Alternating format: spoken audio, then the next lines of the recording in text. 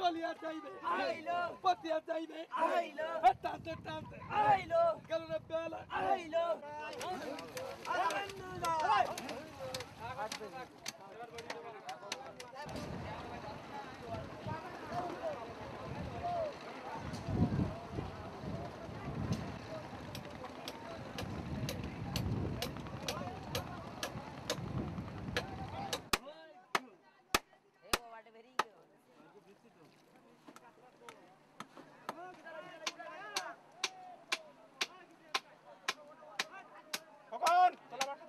লোনা পানিতে হাবুডুবু খাচ্ছি, বাচ্চা কাচ্চা হারিয়ে ফেলেছি এবং এখানে আমার পানির কষ্ট হচ্ছে, প্রচুর পানির খাওয়ার পানির কষ্ট হচ্ছে। পুকুরগুলো বাঁচিয়ে রাখতে পারছি না, পুকুরগুলো মারা গেছে, বাচ্চা কাচ্চা সব হারিয়ে ফেলেছি লোনা পানিতে। তাই আমরা বাচ্চা যাতে রাখতে পারি সেই জন্য আমরা এখানে মেরামত করতে বলদি বুতে বা এখানে রাস্তাগুলি মাটি দিয়ে আমরা এটা চেষ্টা করতে রাখার জন্য। আমাদের এর ভিতরে লোনা পানি ঢুকে মানে হাঁস গরু ছাগল মুরগি সব কিছু হারিয়ে গিয়েছে।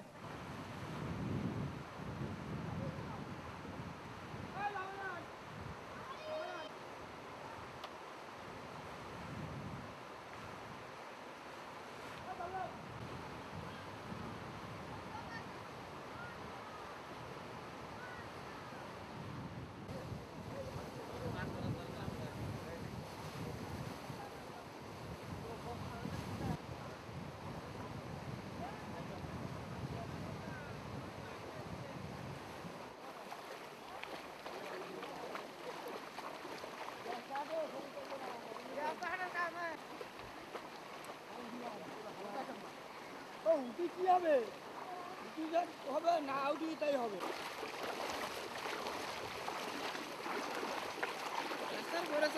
জল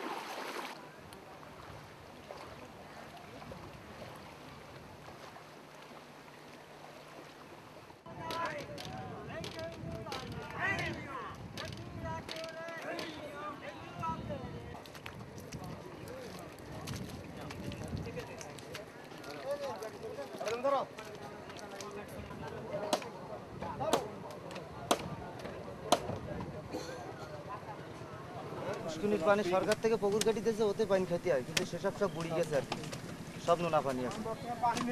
আর পানি নেই, পানি দিচ্ছে তাই খাতে হচ্ছে আমাদের। আমাদের পানি যা দিচ্ছে ওই হাতে করে যা দিচ্ছে ওই ছাড়া আমরা পানি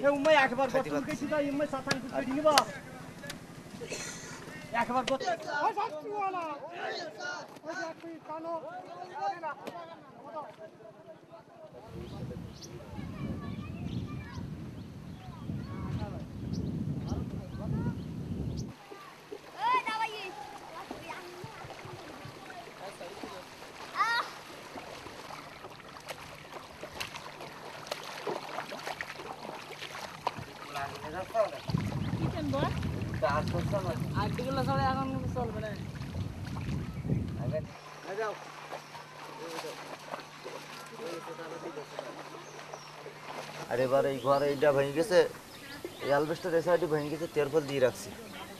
এই ঘর কাইতেই ছিল সোজা করছে আর কি, কোনো গতিকে থাকার জন্য।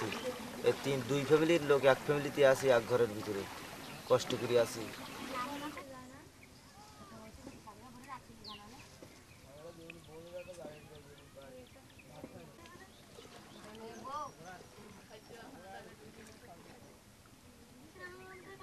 বারবার ঘূর্ণিঝড় হলে এদেশে তো থাকা যাবে না।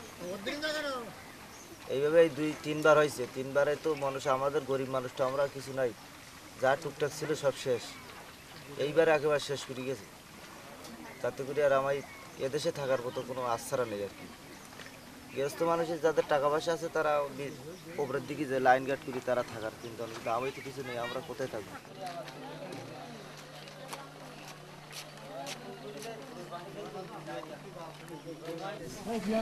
ঘর নাই, বাড়ি নাই, লোনা জলের সব নিচে চলে গেছে। সেই বেশি কিছু করতে বলতে চাই না, কিন্তু একটু পানির জন্য আমাদের যে কি হাহাকার হচ্ছে তা বলার মতন নাই। এই জন্যে দূরের থেকে পানি নিতে আমাদের আসতে হচ্ছে।